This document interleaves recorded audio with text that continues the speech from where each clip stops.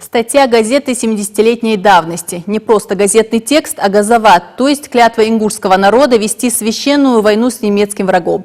Это уникальная находка учителя истории и его учеников из Орджоникидзевской школы станет музейным экспонатом. Сейчас она уже передана в администрацию главы региона. И вдобавок это еще одно подтверждение тому, как на защиту страны от неприятеля ингуши встали всем народом. Хеди Добриева продолжит. Ингушский народ объявил газоват, непримиримую священную войну против немцев. Объявил гласно, всенародно, как общую волю всех честных мужчин.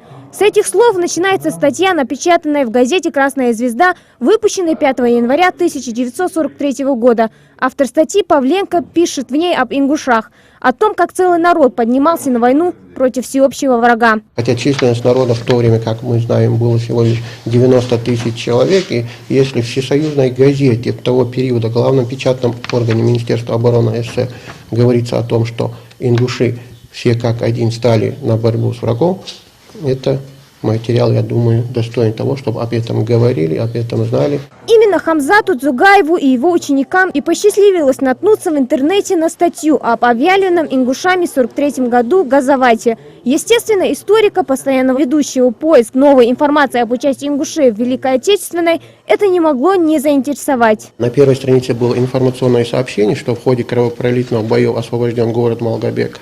А на 4-й странице размещалась большая статья, в которой рассказывалось о том, что ингушский народ объявил газоват, священную непримиримую войну немецко-фашистским войскам. И этот факт нас очень, конечно, обрадовал, мы этим заинтересовались, постарались найти газету, оригинал, заказали через различные источники. Как известно, сейчас существуют букинистические магазины, которые торгуют разными старыми газетами, журналами, книгами. Бумажный экземпляр газеты историк получил буквально на днях. Правда, сейчас она уже в администрации главы региона.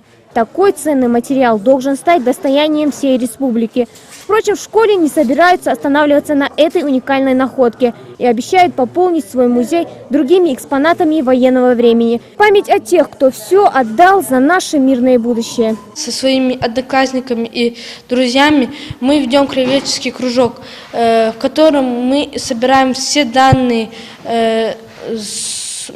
о войне из своей нации.